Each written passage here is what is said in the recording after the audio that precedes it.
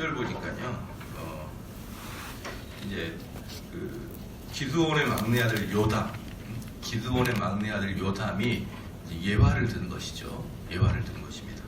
그랬더니 이제 그 전체에 있는 나무들이 지금 보면은 감람나무하고 무화과나무하고 포도나무 이 세 가지를 예화를 들고 있어요. 이 세 가지를 들고 있는데 이 세 가지는 여러분이 잘 알다시피 이스라엘 사람들이 가장 사랑하는 나무들이죠.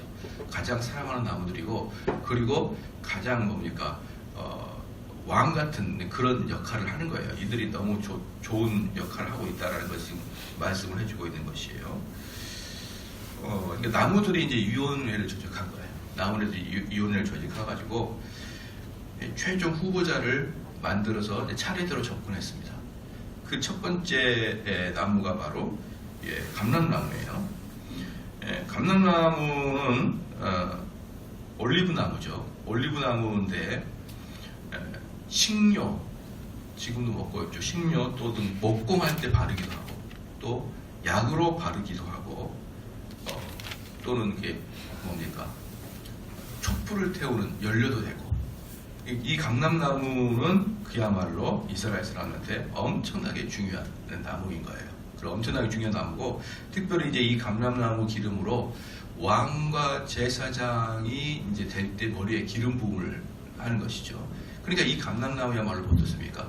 사람들 사이에서도 가장 인기가 있었을 거예요. 그리고 하나님과 사람 사이에서도 아주 인기가 있었던 아주 그런 나무였어요. 그러니까 사람들이 당연히 나무들이 모여가지고 나무 위원들이 모여서 제일 먼저 찾아가가지고 우리의 왕이 되어달라 이제 이렇게 이야기를 한 거거든요.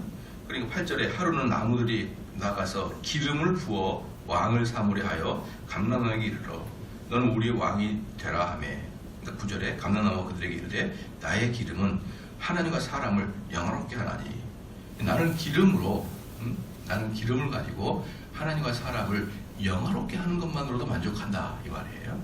왜 이 기름이 왜 하나님과 사람을 영화롭게 하냐 그러면 아까도 말씀드렸지만 제사장이나 왕이 될 때 기름 부음을 하니까 그 너희들은 하나님께 특별히 선택된 그런 직위를 가지고 있는 것이잖아요. 그러니까 하나님께 영광을 돌리고 또 기름 부음을 받는 그 사람 자체도 영광을 받기 때문에 하나님과 사람에게 공이 영화롭게 하는 거야. 근데 내가 이 일만 들어도 벅차고 족한데 무슨 또 내가 왕이냐 이제 이러면서 이렇게 거절을 한 거예요. 9절에 감람나무가 그들에게 이르되 나의 기름은 하나님과 사람을 영화롭게 하나니 내가 어찌 그것을 버리고 가서 나무들 위에 요동하리요. 나무들 위에 서서 나무들을 이렇게 좌지우지하는 힘을 발휘할 수 있는 그런 왕을 내가 하겠냐. 나는 그런 거 안 하고 지금 하나님이 나에게 맡겨주신 일만으로도 나는 벅차다. 이렇게 이제 거절을 한 거예요. 그랬더니 이제 10절에 나무들이 또 무화과 나무에 이르러 이르되 너는 와서 우리의 왕이 되라 하며 이 무화과 나무는 또 뭡니까? 무화과 나무는 에덴 동산에서부터 이름이 나왔던 나무가 무화과 나무예요. 에덴 동산에서부터. 그러니까 그 유서 깊은 나무죠. 매우 유서 깊은 나무고 또 여러분들이 무화과 나무를 드셔봤는지 모르겠지만 옛날에 저희 집 시골에 있을 때 저희 집에 무화과 나무가 있었거든요. 그러니까 저희 옛날에 시골 동네 아랫동네에는 집집마다 저희 동네에 무화과가 하나씩 있었어요. 무화과 다 있어가지고. 근데 그 무화과가 어느 차 타고 쭉 올라오다 보니까 어느 순간부터 없어지더라고요. 그게 없어지고 이쪽은 하나도 없는데 저 남쪽은 무화과 나무가 각 집마다 하나씩 있어요. 집마다. 그래서 무화과 나무를 좀 잘 아는데요. 이스라엘이 이스라엘은 특별히 단 게 없잖아요. 단맛, 설탕이 없단 말이죠. 그럴 때 설탕이 없을 때 두 가지가 아주 달아요. 두 가지가 아주 단데 그 중에 하나가 무화과 말린 거. 그 다음에 포도 말린 건포도. 이 두 개가 아주 달기 때문에 이것들을 음식에다가 넣어 먹었습니다. 그래서 무화과 나무는 그냥 탁 열리는 순간 탁 깨물어도 아주 맛있어요. 그래서 맛있고 그것을 이렇게 장아찌처럼 이렇게 해가지고 반찬으로 먹기도 하고요. 그 다음에 과자처럼 말려가지고 먹기도 하고 아주 여러 가지 용도로 쓰이는 게 무화과입니다. 그래서 여러분 이 노래 있잖아요. 무화과 나뭇잎이 마르고 포도 열매가 없어도 난 여호와로 즐거워. 그 노래 있잖아요. 그게 무슨 노래냐 그러면은 이스라엘 사람들한테는 무화과 나무하고 포도나무는 행복과 번영의 상징이라 이 말이죠. 그렇죠? 행복과 번영의 상징이기 때문에 이 무화과를 먹는 그들의 마음의 급족함, 또 그리고 무화과 나무가 창세기도 나오는 에덴 동산도 나오는 유서 기쁨, 이제 이런 것들로 가서 야 무화과야, 너가 이제 우리의 좀 왕이 되어 달라, 이렇게 또 청원을 하니까 11절 말씀에 무화과 나무가 그들에게 이르되 나의 단 것, 나의 아름다운 실과를 내가 어찌 버리고 가서 나무들 위에 요동하리요 한지라. 그렇죠? 나 지금 바쁘다. 사람들한테 많이 내가 단맛으로 기쁨을 주고 있는데 이거 하나만으로도 벅차는데 내가 또 무슨 정치냐 이러면서 뒤로 나온 것이죠. 그 다음에 12절 말씀에 나무들이 또 포도나무에게 이르되 너는 와서 우리의 왕이 되라 하며 13절 포도나무가 그들에게 이르되 하나님과 사람을 기쁘게 하는 나의 세수를 내가 어찌 버리고 가서 나무들 위에 요동하리요 한지라. 포도나무한테 가니까 포도나무가 이제 하는 말이 나는 세술로 많은 사람, 즉 사람들과 하나님을 기쁘게 하는 데 바쁘다는 것이죠. 이스라엘, 특별히 이제 팔레스타인 중에서 그 팔레스타인은 이 포도나무가 대단히 유명합니다. 포도나무가 유명하고 특별히 이제 헤브론 일대의 그 포도나무는 지금도 유명합니다. 여러분 이렇게 이제 지중해를 생각해 보면은 디귿자로 지중해가 되어 있잖아요. 디귿자 되어 있어가지고 그 지중해의 해변에 있는 그 지역에서 나는 포도들이 전부 다 유명해요. 그래서 그리스 포도, 이탈리아 포도, 그리고 디귿자 밑으로 내려서 팔레스타인 중에 특별히 헤브론 포도, 밑으로 이렇게 이집트 포도, 이렇게 디귿자로 일어나는 그 포도 생산국들이 전부 다 유명합니다. 왜 그러냐 그러면 그 지중해 해변가에서 그 바닷바람을 쐬고 있고, 그 다음에 지중해의 특징이 뭡니까? 여름에는 건기잖아요. 건기. 그러니까 그 포도가 맛있으려면은 비가 적게 와야 되는데 우리나라는 여름에 비가 많이 와가지고 당분이 많이 떨어지는데 이 동네는 뭐 엄청 닿습니다. 그 중에서도 이탈리아나 그리스에 못지않는 그 포도가 헤브론 포도예요. 그렇잖아요. 그래서 그 포도는 지금도 이스라엘의 명품이고요. 그곳에 나와 있는 그 포도와 포도주는 최고로 쳐줍니다. 그러니까 그 당시에도 이스라엘 사람들은 포도주를 얼마나 좋아했겠어요. 그래서 예수님의 잔치에서도 포도주가 나오고, 예수님은 자신의 말씀, 예수님은 자기의 말씀을 새 부대라고까지 표현했어요. 새 부대라고, 포도주를 담는 새 부대라고까지 이야기할 정도로 이스라엘 사람들에게는 포도주와 이 포도에 관련된 내용들이 아주 밀접하게 되어 있는 것입니다. 그래서 특별히 또 성령에 취한다, 아니면 세술에 취한다라고 이야기할 정도로 이 포도주가 밀접한 관계이고, 또 여러분도 잘 아다시피 그 이스라엘 땅은 전부 다 뭡니까? 지하수가 다 석회수예요. 석회수입니다. 그 참 재밌는 게 뭐냐 그러면 석회수가 아닌 나라가 별로 없어요. 거의 대부분 뭐 물이 많은데 다 석회수입니다. 그래서 석회수는 도저히 먹을 수가 없어요. 도저히 먹을 수가 없고, 그 많이 먹으면은 치아도 이렇게 다 없어져 버립니다. 상황 없어지는데, 그렇기 때문에 석회수가 많은 나라들은 포도주를 먹거나 독일의 맥주를 먹듯이 그걸 음료수로 먹어야 되는 거예요. 그렇기 때문에 이 포도주는 잔치할 때 당연히 빠지지 않지만 일상적인 음료에서도 포도주는 빠지지가 않는 것입니다. 그래서 얘네들은 우리가 밥을 먹고 물을 먹듯이 항상 이렇게 음식을 먹고 포도주를 같이 먹는 거예요. 그러니까 이 포도주가 당연히 이스라엘 사람들한테는 최고인 것입니다. 최고. 근데 그 포도주도 자기 일이 바쁘니까 아이고 내가 무슨 왕을 하느냐, 나는 그만하겠다, 안 하겠다, 이렇게 이야기를 하니까 14절에 이에 모든 나무가 가시나무에게 이르되 너는 와서 우리의 왕이 되라 하며, 이 가시나무는 여러분 기억나십니까? 창세기 3장에 보면은 죄를 짓자 하나님이 그들에게 엉겅퀴를 땅에서 낳게 하시잖아요. 그 엉겅퀴가 가시나무예요. 이 가시나무는 다른 말로 저주를 받은 나무라 이 말이죠. 저주를 받은 나무. 왜 얘가 저주를 받은 나무냐 그러면 도무지 가시나무는 쓸데가 없는 거예요. 쓸데가 없는 거예요. 예를 들어서 보십시오. 그 무화과 나무 같은 경우는요. 과일도 주지만 또 뭣도 줍니까? 그늘도 줘요. 왜? 무화과 나무 잎은 손바닥처럼 넓적넓적하니까 그늘도 준단 말이죠. 그런데 가시나무는 이 그늘조차 안 주는 거예요. 그늘조차 안 주면 도대체 먹을 걸 주지도 않고 단 것 주지도 아니하고 심지어 그늘도 주지 않고 가시나무가 영 쓸모없는 건 아니에요. 우리 시골에 보면 탱자나무가 있었는데 그 탱자나무는 담벼락에 딱 그 담을 연결하는 나무는 되지만 이 팔레스타인의 가시나무는요 그 담벼락에 쓰는 나무도 못 되는 거예요. 그 여러분 그 가끔 보면은 그 뭡니까 그 사막 같은 데 보면은 이렇게 뭉텅뭉텅 둥글둥글하게 하나씩 이렇게 서 있는 가시나무가 있거든요. 여러분 그 자세히 보면 있어요. 이렇게 선인장 쭉쭉 뻗은 거 말고 뭉텅뭉텅 동글동글하게 쭉 있는 거 있는데 그걸 말합니다. 그걸 말하는데 정말 쓸모가 없어요. 키도 작고 생긴 것도 볼품없고 아무것도 해주죠. 심지어 땔감으로 쓰려고 해도 못 써요. 왜? 그걸 뽑으려면 다치니까. 아주 강력하게 박혀 있는데 땔감으로도 못 써요. 그런 가시나무한테 이제 찾아간 것입니다.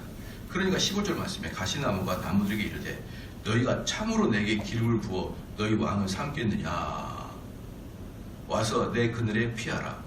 그러니까 이 그 가시나무가 너무 깜짝 놀랐어요. 진짜 나한테 와가지고 참으로라고 다시 한번 물어보고 나는 그런 인물이 아닌데 나는 볼품도 없고 그런 인물이 아닌데 진짜 나한테 오겠느냐 이러니까 그러면서 뻔뻔하게 내 그늘에 피하라. 그늘이 없으면 키도 땅딸만 하는데 뭘 그늘에 피해요. 그 도마뱀이나 피할까 거기에서 뭐가 피하겠습니까? 그런데 와가지고 내 그늘에 피하라는 거예요. 그리하지 아니하면 불이 가시나무에서 나와서 레바논의 백향목을 사를 것이나 하셨느니라. 참 재밌는 게 뭐냐면요. 여기서 보면은 이제 딱 권력을 준 거예요. 그러니까 와서 너가 왕이 되겠느냐? 그러니까 어이 좋지. 진짜 나를 왕으로 삼을래 그러느냐? 그런 다음에 왕을 딱 받아요. 왕을 딱 받는 다음에 그게 왕을 받아서는 뭐냐면 내 그늘에 피하라. 이게 왕이 됐다 이 말이에요. 내가 왕이 되겠다 이제 이 말이에요. 피하라. 그리 아니하면 왕권을 딱 잡자마자 돌변합니다. 너희들이 내 밑으로 들어오지 아니하면 가시나무에서 나와서 레바논의 백향목을 사를 것이니라 하는. 그러니까 이제 이스라엘 사람들이 그 가시나무 밑으로서 그늘을 피하려고 그러면 어때요? 찌르니까 옆에 못 가는 거예요. 그늘이라고 가봤더니 그늘도 아니고 찌르니까 옆에 못 가는 겁니다. 너희들 내 옆에 안 와? 그럼 내가 불을 살라서 레바논의 백향목을 불살라 버릴 거야. 이렇게 나온 것이에요. 그래서 레바논의 백향목은 어떤 거냐면은 그 명품 나무죠. 명품 나무 쭉쭉 뻗은 나무예요. 쭉쭉. 그래서 레바논의 백향목 얼마나 성에서 유명합니까? 그러니까 아주 누추한 녀석이 이 쭉쭉 뻗은 아름다운 나무를 다 태워버릴 거니까 너희들 조심해. 이렇게 나옵니다. 저 보면은요. 가끔 이 말씀을 제가 어제서 준비해서 느낀 게 뭐냐면 가끔 보면은 그 아내나 남편 중에 둘 중에 하나가 너무 좋은 애가 있어요. 남편이 너무 좋거나 아내는 상대적으로 아주 후져요. 또 아내는 좋은데 남편이 후져. 특별히 이 남편이 좀 후져있으면서도 불구하고 아내랑 그렇게 결혼하려고 총각 때 그렇게 열심을 해서 따라다니면서 교회도 안 다니기 때문에 난 당신과 결혼할 수 없습니다. 그럼 막 교회까지 열심히 다니다가 딱 결혼하고 나서 교회도 안 다니고 그 아내를 면박 주고 화내는 그런 부부 많이 봤어요. 역으로도 마찬가지고 남편은 뭘로 봐도 그냥 다들 괜찮은데 이 아내는 뭐 어디 가지고 똥자루 마냥 이렇게 생겨가지고 이 도대체 봐줄 수 없는 자매가 이 남편을 막 완전히 상투 잡고 흔드는 걸 봤어요. 많이. 딱 그거예요. 볼품없는 가시나무가 들어와가지고 명품을 흔들어 대고 앉아 있는 거예요. 명품을. 정말 그런 사람들 보면은 정말 화가 나요. 야, 너는 결혼할 때 그렇게 간이나 쓸게 다 빼줄 것처럼 해가지고 딱 자기 와이프로 자기 남편으로 딱 만들어 놓고 나서 그 다음부터 흔들어 대는 걸 보면 정말로 보면 내가 참 심기가 불편하다라고 할 정도로 그런 경우가 꽤 많아요. 아주 극단적인 예로. 마찬가지로 여러분 이 세상에서 감이 안 되는 사람들이 위치에 올라갔을 때 그 저주는요 말할 수가 없습니다.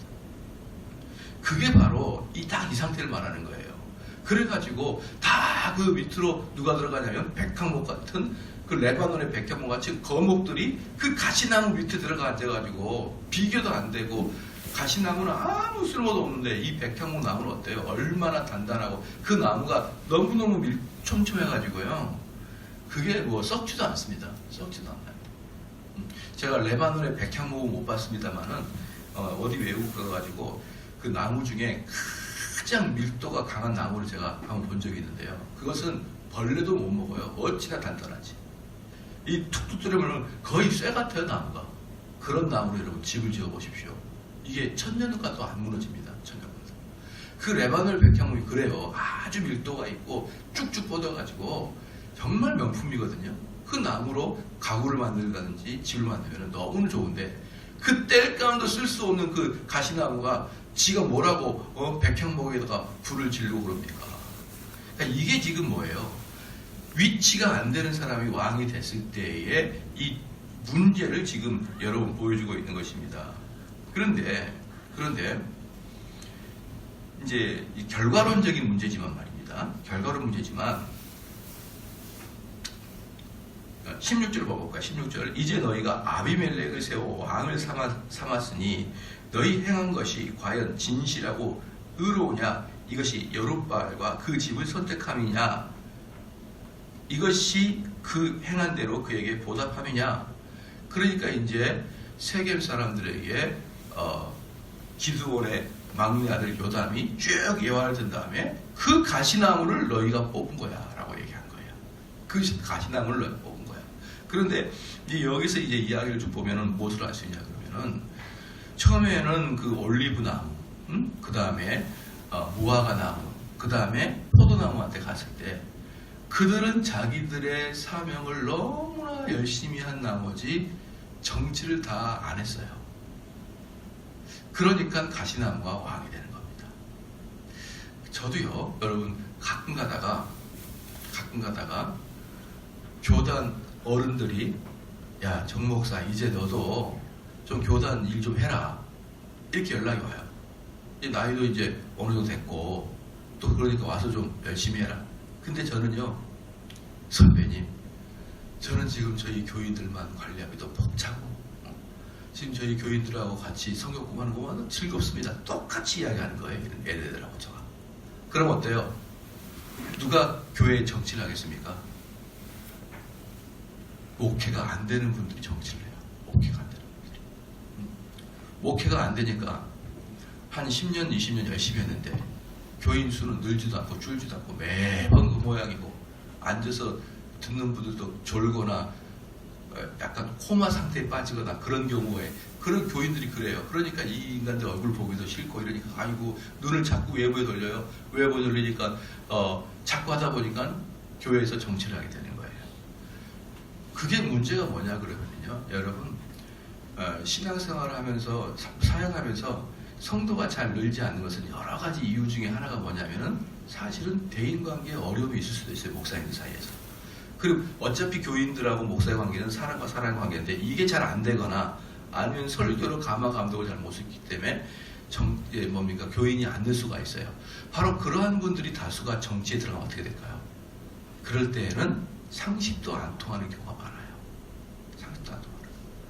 그러면 교계 정치 나쁘다고 생각하지 말고 저 같은 사람이 회개해야죠. 안 그럽니까? 내가 하나님 맡겨주신 이 일만으로 바쁘기 때문에 나는 더 큰 일 못하고 나는 더 위에 못 갑니다. 그러면 가시나무 올라가요. 가시나무. 처음부터 포도나무나 무화과나무나 올리브나무나 아니면 백향목 같은 애가 올라갔으면 깜이 되잖아요. 근데 걔네들은 번번이 거절합니다. 내가 뭘 하겠어. 나는 지금만으로 바빠. 지금만 만족해. 나는 지금 주신 것이 하나님의 사역이야. 라고 거절을 해요. 그래서 전 교단에 정치를 하시는 분들을 보면은 그렇게 목회를 잘 하시는 분들은 정치를 거의 안 합니다. 예컨대 옥하는 목사님 정치하나요? 하영주 목사님 정치했습니까? 유기성 목사 선한 목자교회 정치합니까? 전병훈 목사 정치했나요? 옛날에 전부 다 승승장구했던 목사들은 전부 다 정치하지 않아요. 왜? 자기들의 목회가 너무 바쁘고 너무 또 즐겁고 하나님이 여기에 만족하라고 하고 그럼 누가 정치가 되는 겁니까? 젊었을 때 좀 건들건들 놀다가 건들건들 놀아요. 젊었을 때. 제가 한 번은 총회를 갔더니 전직 조직폭력배가 회심을 해가지고 목사님이 됐어요. 근데 그분이 자기의 은사를 잘 발견해가지고 교회에서도 막 자꾸 이렇게 나와! 이러고 하고 앉아있는 거예요. 그리고 제가 나갔죠. 왜 불러? 그랬더니 무슨 조그맣게 나와가지고 죽을래 그래가지고 살려달라고 내려온 적이 있었는데요. 이렇게 막 해요. 그 조직폭력배들이 조직폭력배가 회심할 수 있잖아요. 안 그래요? 감옥에서 성경 보고 회심해요. 그리고 회심을 너무 깊이 한 나머지 목사가 되는 사람이 있어요. 그런 사람들이 교회에 오면 아무도 없고, 누구야? 이러면서 돌아다니는데, 진짜 목회 잘하는 사람들은 아무도 정치권이 없어요. 그러니까 자꾸 교단마다 이상한 일이 발생하는 일들이 그런 것 때문에 발생을 합니다. 그런데 여러분, 상식을 가지고 있고, 그래도 좀 괜찮은 분들이 내가 이러면 안 되겠다. 내가 좀 교단 정치를 봐야겠다. 이렇게 해줘야 진짜 가시나무가 옆에 못 오는 겁니다. 그리고 그 가시나무가 제일 먼저 꼭대기 올라가면은 좋은 나무들도 불태워버리는 거예요. 백향나무도 불태우고 포도나무도 짓밟아버리고 그 다음은 뭡니까? 이 밑에 있는 전부 다 고통 속에 빠질 수밖에 없는 것입니다. 그리고 이제 기드온의 막내 아들 요담이 뭐라고 했냐면 바로 너희들이 위원회를 만들어서 가시나무한테 가가지고 너희들이 그 사람을 왕으로 삼았다. 근데 그것은 뭐냐 그러면 너희들의 이기심의 발로다. 왜? 무슨 이기심의 발로입니까? 우리 동네 사람이니까. 우리 동네 사람이니까 우리가 남이가 그러면서 뽑은 거예요. 대의 명분도 없어요.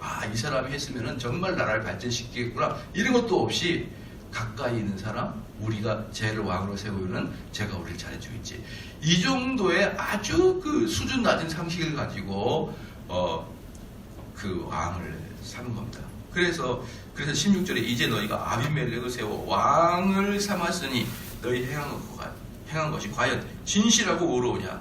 이것이 여룻바알과 그 집을 선대함이냐? 여룻바알이 누굽니까? 기드온이죠. 너희들이 미디안한테 학대를 당할 때 기드온이 다 해방을 시켜줬지 않느냐? 그런데 저 지금 여룻바알이라는 놈이 누구냐? 그 기드온의 아들 70명을 바위 위에서 그날 하루에 다 죽인 자가 누굽니까? 아비멜렉인데 저 사람을 너희가 왕으로 세운 것은 너희들이 그만큼 나쁜 놈이다. 이 뜻입니다. 사랑하는 성도 여러분, 물어보겠습니다. 아비멜렉이 민주적인 절차에서 왕이 된 거예요. 왜? 민주적인 절차로 왜? 세겜 사람들이 전부 다 요청해가지고 왕이 됐으니까. 그 사람이 정권을 잡으려고 뭘 한 게 아니라 세겜 사람들이 그 사람에게 요구를 해가지고 왕이 된 거예요. 물론 세겜의 왕이지만 이스라엘 전체의 왕은 아니지만 세겜의 왕이 됐습니다. 그렇기 때문에 이 사람은 민주적인 절차에 의해서 왕이 됐어요. 그러므로 사랑하는 성도 여러분, 민주적인 절차로 왕이 됐다고 해서 걔가 독재자가 아닌 게 아닌 거예요. 그걸 잘 알아야 돼요. 독재자는요, 탱크 몰고 와가지고 쿠데타를 일으켜가지고 왕권을 찬탈하는 사람만이 독재자가 아니라 민주적인 절차를 통해서 대통령이 돼도 독재자입니다. 될 수 있어요. 얼마든지. 대표적인 사람이 누구예요? 히틀러예요. 히틀러는 당시에 독일 사람들의 90%가 히틀러를 지지했어요. 전부 다. 그 히틀러를 지지해가지고 그 히틀러가 온 세계를 다 공포에 떨게 하는 2차 세계대전을 일으켰던 장본인 아니겠습니까? 그렇기 때문에 야, 그 여러분들이 이 투표를 통한 민주화, 민주주의에 대한 그 개념 여러분 잘 가져야 됩니다. 얼마든지 여러분이 찍어준 사람들이 독재자가 되고 사회를 아주 나쁘게, 국가를 아주 어렵게 만들어져 있습니다. 누구 탓입니까? 시작? 세겜 너희들 탓이라는 거예요. 너희들이 뽑았지 않냐? 세겜 너희가 가시나무를 세웠지 않냐? 그러므로 사랑하는 성도 여러분, 뭘 할 때마다 좀 생각을 좀 잘하고 좀 뽑아야 됩니다. 그냥 아무거나 우리랑 가까운 사람이니까, 뭐 우리 지역 사람이니까 툭툭 뽑아 보십시오. 그게 바로 문제의 시작점이에요. 너희들의 이기심 때문에 걔를 뽑았지 않느냐. 그래서 우리 그 성도들은 특별히 이제 그 정치할 때도 마찬가지고, 정치도 보면 마찬가지고, 또 교회 목사님을 볼 때도 마찬가지고, 어디 무슨 사회 지도자도 마찬가지고, 내 이익 때문에 내랑 가까운 뭐 이런 그 근성 때문에 해주고 봐주고, 바로 그것들이 사회가 타락하는 첫 번째 지름길인 것입니다. 여러분들 잘 기억하시기를 주로 축원합니다. 기도하겠습니다.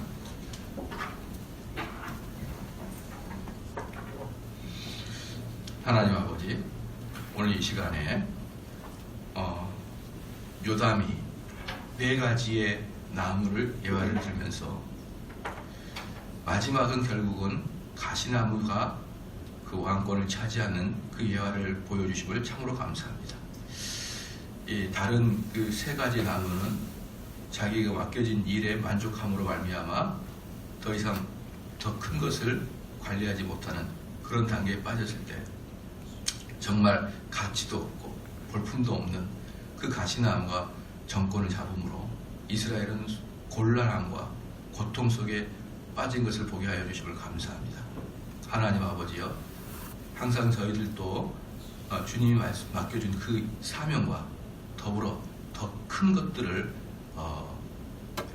헌신하고 또 내 한 몸을 불태워서 섬기는 마음도 하나님 있게 하여 주시옵소서. 그리할 때 이 사회는 안정될 것이며 이 사회는 정말 선한 것들이 가장 위에 있는 그러한 사회가 될 것을 저희는 믿나이다. 하나님 아버지여, 우리에게 기회가 주셨다면 이 한국교회라 또는 여러 가지 사회를 위해서도 또 헌신할 수 있는 마음도 허락하여 주시옵소서. 하나님 아버지여, 내가 가치가 아직 형성되기 전에 값어치가 없음에도 불구하고 높은 자리를 욕망을 가지고 탐욕을 부리지 아니하도록 도와주시옵고, 하나님께서 그 우리에게 주신 그 그릇대로 우리가 사용될 수 있도록 역사하여 주시옵소서. 하나님 아버지, 이번에 특별히 우리 김유건 권사님, 김성자 권사님 주 앞에 귀한 예물 드렸나이다. 주여, 우리가 드리는 이 손길이 하나님 앞에 기쁨되게 하여 주시옵고, 하나님께서 그 손길에 놀라운 은총과 평강과 건강을 허락하여 주시옵소서. 오늘도 이 시간 살아갈 때 우리가 이 말씀을 더욱더 기억하는 하루가 되게 인도하여 주시옵소서. 감사드리며 예수님의 이름으로 기도합니다. 아멘.